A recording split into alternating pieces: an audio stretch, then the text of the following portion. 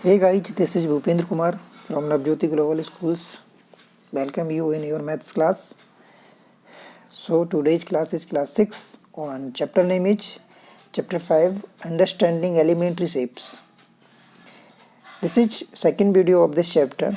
In previous video आपने line segment, measuring line segment in सब के बारे में पढ़ा था कि एक लाइन सेगमेंट होता क्या है, इसके अलावा हम उसको मेजर कैसे करते हैं।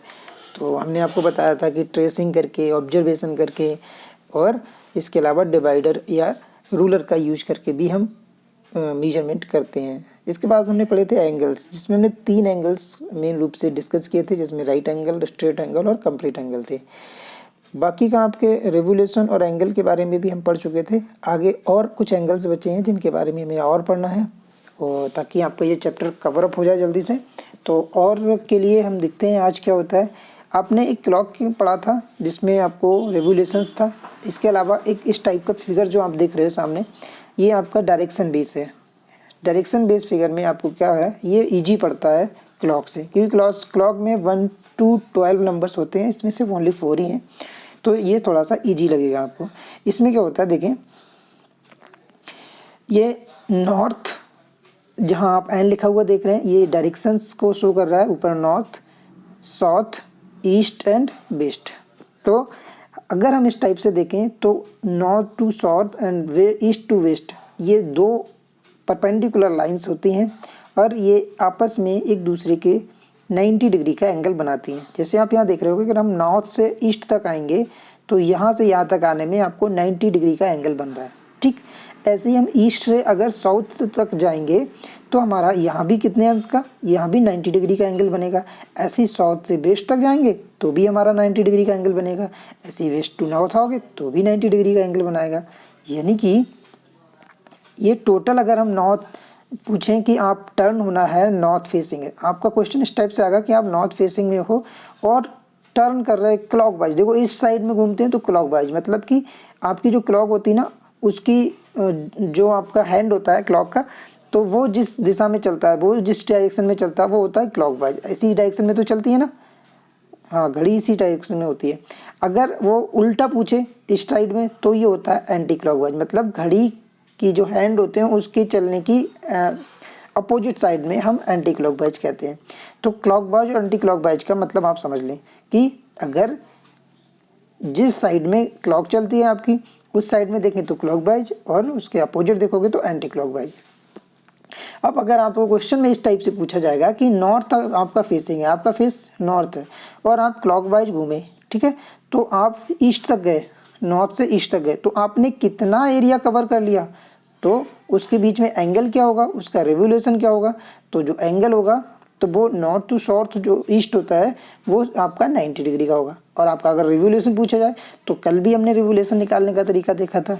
रिवोल्यूशन कैसे निकालते हैं, उसके लिए निकालने के लिए हम क्या करते हैं, जो एंगल होता है हमारा उसको ऊपर रखते हैं और नीचे कंप्लीट एंगल लिखते हैं। तो कंप्लीट एंगल होता है हमारा 360, और इसको अगर हम सॉल्व कर लेंगे तो 9 1 जा 9, 9 4 जा 36, यानी का रिवोल्यूशन जो हमारा होगा 1/4 हो जाएगा, है ना। सोचिए अगर आपसे कहा जाए कि आप नॉर्थ फेसिंग में हो और आपको क्लॉक वाइज टर्न करके साउथ तक जाना है, तो आप नॉर्थ से साउथ तक गए ना, तो मतलब कि आप सीधे सीधे 2 राइट एंगल को आप कवर अप करके गए, यानी कि एक तो यहाँ राइट एंगल बन गया और एक यहाँ, यानी कि ये सीधी लाइन हो गई है नॉर्थ से ईस्ट तक। तो जब स्ट्रेट लाइन मिलती है तो स्ट्रेट लाइन में कितना एंगल होता है, 180 एंगल होता है। तो आप सीधे से बता सकते हो कि अगर नॉर्थ से हम साउथ तक गए क्लॉक वाइज जाओ या एंटी क्लॉक वाइज जाओ, दोनों कंडीशंस में ये सेम ही रहेगा, तो आपका जो एंगल बनेगा 180 का बन जाएगा। ओके, और इसका रिवोल्यूशन फिर निकालोगे तो रिवोल्यूशन आप वही निकालोगे 180/360, तो ये हो जाएगा आपका 1/2, यानी कि हाफ रिवोल्यूशन हो गया इसका। तो इस तरह से आप आराम से इन क्वेश्चंस को कर सकते हो। अगर आपको नॉर्थ टू वेस्ट जाना हो तो नॉर्थ टू वेस्ट आपको अब ये यहाँ पे आपको बताना होगा कि क्लॉकवाइज जाना या एंटी क्लॉकवाइज जाना। अगर आप एंटी क्लॉकवाइज जाएंगे तो इस साइड से जाएंगे ना, तब आप इस कंडीशन में सिर्फ एक ही राइट एंगल कवर करोगे। लेकिन अगर ये क्लॉकवाइज भेजेंगे आपको तो आपको इस तरह से 3 राइट एंगल कवर अप करने पड़ेंगे। कैसे, 1 2 और 3। तो आपसे इस टाइप के क्वेश्चन भी पूछे जाएंगे कि आप कितने राइट एंगल कवर करोगे अगर नॉर्थ टू वेस्ट जाओगे और वो भी क्लॉकवाइज जाओगे। तो आपका आंसर होगा 3 राइट एंगल। कितने right angle? 3 right angle. Okay, तो इस तरह से हम इन क्वेश्चंस को सॉल्व कर लेंगे। आप, मुझे उम्मीद है कि आपको इसमें कोई प्रॉब्लम नहीं रही होगी।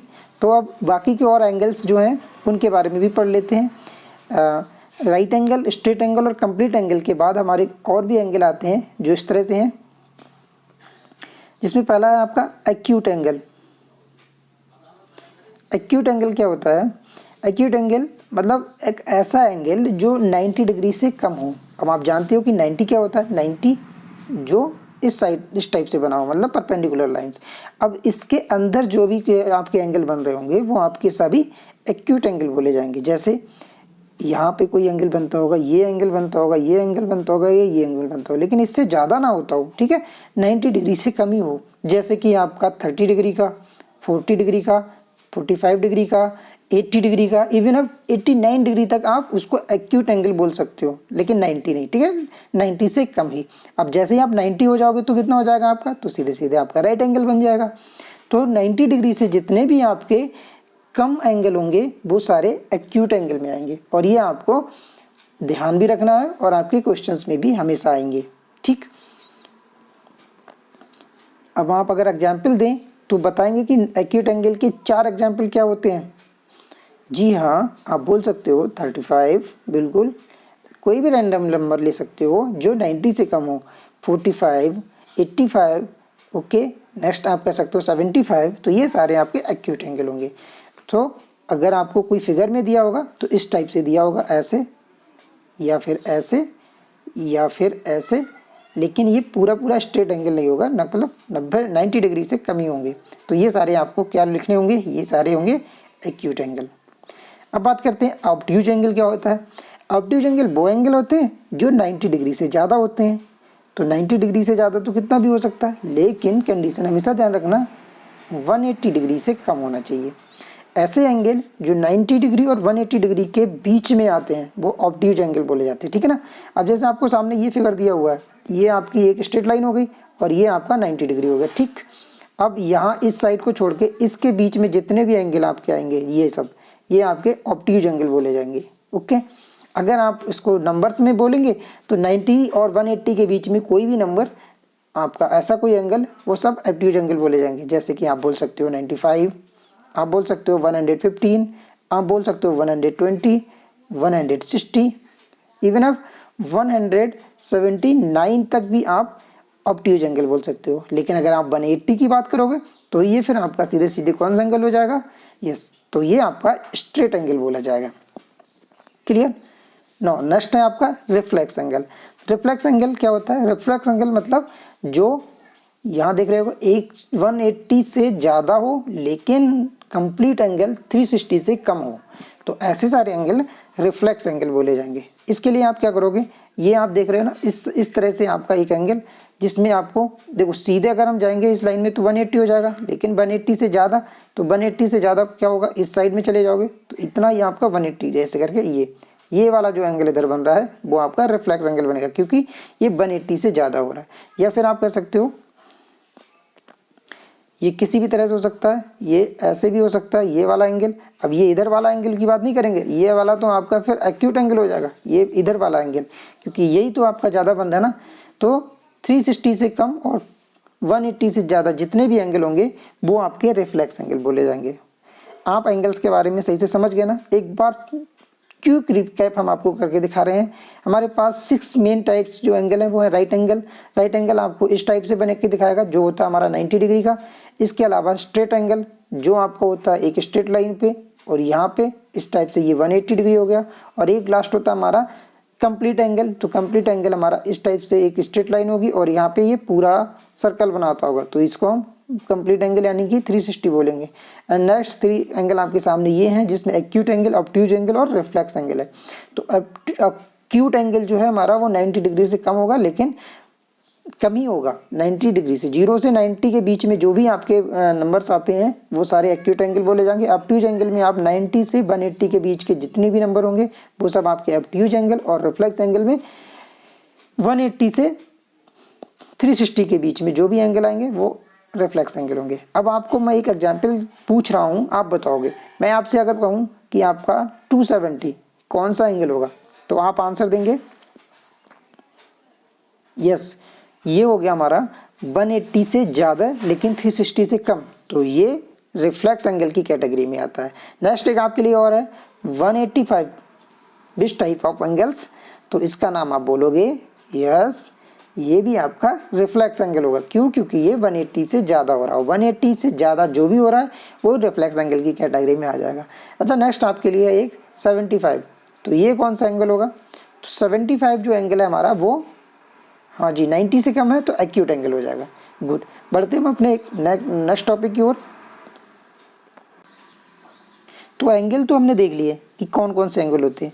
अब हमें चेक करना है कि एंगल्स का मीजर कैसे करते हैं। तो मीजर करने के लिए हमको एक, आपको ज्योमेट्री बॉक्स में मिला होगा, जब भी आप ज्योमेट्री बॉक्स खोलते होंगे उसमें एक बहुत मेन चीज़ होती है जो कि आपको इस टाइप से दिखाई पड़ती होगी, जो आपको सामने दिख रही है, दिखती है ना ये। तो ये क्या होता है? ये हमारा होता है प्रोटेक्टर, ठीक है ना। ये प्रोटेक्टर ऐसा होता है, इससे हम सारे एंगल्स को मीजर करते हैं। इसके अलावा एंगल्स को बनाने के लिए हम इसका भी यूज करते हैं और साथ ही साथ कंपास का भी यूज करते हैं, है ना। तो अब देखते हैं कि इसका कैसे करके हम किसी भी एंगल को इससे मीजर कर सकते हैं। तो इससे मीजर करने के लिए ये सबके पास होगा ना, ठीक है, रेडी हो जाओ और इसको लेके बैठ जाओ। अब हम बात करते हैं कि इससे मीजर कैसे करते हैं। तो सबसे पहले आप ये देखो कि इसमें 2 साइड से नंबर्स लिखे हुए हैं, एक अगर देखोगे तो इस साइड से लिखे होंगे और दूसरा आप देखोगे तो इस साइड से लिखे होंगे। तो दोनों साइड से हम नाप दें और अपनी सुविधा के अकॉर्डिंग। देखो यहाँ भी 0 से शुरू होगा, 0, 10, 20, 30, 40, 50 और यहाँ तक 180। तो आपको मालूम ही है कि अगर यहाँ से यहाँ तक देखेंगे तो कितना हो जाता है, 180 डिग्री बनता है ना यहाँ पे, ये स्ट्रेट लाइन पे। और अगर सीधे देखेंगे तो कितना बनेगा, 90 डिग्री बनेगा, ठीक। तो यहाँ भी इधर से भी देखोगे तो भी आपका उसी हिसाब से होता है, इस साइड से या फिर इस साइड से। अब हम किस साइड से नापेंगे उसके लिए देखने के लिए हमें क्या होगा, आपके पास एक एंगल बना होगा, ठीक। उस एंगल को, ये आपके सामने एक एंगल है 90 डिग्री का। तो आप क्या करोगे, इस 90 डिग्री में आप क्या करोगे, ये वाला जो पॉइंट है ना, ये वाला पॉइंट हम बिल्कुल इसके ऊपर लेके आएंगे, यहाँ पे लेके आओगे। और ये वाली जो लाइन है आपकी, ये वाली, इस वाली लाइन को आप इसके ऊपर बिल्कुल ट्रेस करोगे, बिल्कुल इसके ऊपर होना चाहिए, आगे पीछे नहीं हटना चाहिए, ठीक है। तो ये वाली लाइन इसके ऊपर आ जाएगी और ये वाला पॉइंट इसका बिल्कुल यहाँ पे आ जाएगा। तो अब हमें चेक करना होगा कि ये है कितने डिग्री का, ठीक है। तो फिर आपको यहाँ से चाहे देख लो चाहे इधर से देख लो, नहीं ये आपको यहाँ पे ये सीधी लाइन जो होगी ना वो आपको यहाँ 90 पे जाती हुई दिखेगी। तो इसका मतलब ये क्या हुआ, ये 90 डिग्री का हुआ। अब 90 डिग्री के लिए आप कहीं से भी देख लो, ये सीधी स्ट्रेट लाइन है तो आपको दिखी जाएगी 90 डिग्री। लेकिन अगर हमको ये वाला, अगर ये साइड होती इसकी, तो हम अगर चेक करते तो क्या होता, तो भी क्या होता, ये वाली लाइन आप जो है ना वो इसके ऊपर ही ट्रेस करते। ये बहुत इंपॉर्टेंट थिंग है और इसको आप ध्यान भी रखोगे कि इस प्रोटेक्टर की जो सबसे नीचे वाली जो ब्लैक कलर में लाइन होती है वो इसके ऊपर रखोगे, ठीक है। और इसका जो मिड पॉइंट होता है वो यहाँ पे रखोगे। इसके बाद में आप देखोगे कि इसकी जो आपकी जो एंगल वाली लाइन है वो कहाँ है, और जितना जहाँ पे होगा वो उतना उसका एंगल हो जाएगा। अब ये वाला एंगल अगर हम देखो इस साइड से देखेंगे, आपको एंगल में इस साइड से ऐसे करके एक आर्क बना होगा, आप उसी साइड से उसकी काउंटिंग करोगे, ना कि इस साइड से करोगे। अगर इस साइड में होता तो आप इस साइड से करते, ठीक है। तो आप अभी ये साइड नहीं है आपकी, आपको इधर से चेक करना है, तो आप इधर से ही काउंट करोगे, इधर से 0, 10, 20। तो ये अगर हमने मान लिया कि आपको ये लाइन इस साइड में ऐसे होती, तो ये कहाँ पे दिख रहा है आपको, देखो ये 150 पे दिख रहा है। तो हम कह सकते थे कि ये वाला जो एंगल हमारा है वो 150 होगा, ठीक। लेकिन अगर सेकंड कंडीशन में ये ऐसी आपकी लाइन होती और ऐसी लाइन खींची होती और ये इस साइड में ऐसे करके इसका आर्क लगा होता, तो इस कंडीशन में हम इसको इधर से काउंट करते, ठीक है। फिर आपको इधर से काउंट करने की जरूरत नहीं थी, तो आप इधर से काउंट करते। तो आप सपोज करो कि आपकी ये वाली जो लाइन है ना, ये वाली लाइन आपकी इस वाली लाइन के ऊपर बिल्कुल ट्रेस होगी, और इसके बाद में फिर ये वाली लाइन हम देखेंगे कि ये कहाँ पे जा रही। तो सपोज हमने मान लिया कि ये वाली लाइन हमारी इस साइड से ऐसे जाती होगी, तो ये कहाँ पे आ रही, ये हमारी इस साइड से, इधर से ही देखेंगे तो ये हमारी आ रही 50 पे। तो आपका ये जो एंगल हो जाएगा वो हो जाएगा हमारा 50 पे। तो आप समझ रहे हो ना। तो इस तरह से हम सारे एंगल्स को मीजर कर लेंगे। ऐसे आपको 90 डिग्री, 120 डिग्री और 60 डिग्री के एंगल्स दिए हुए हैं।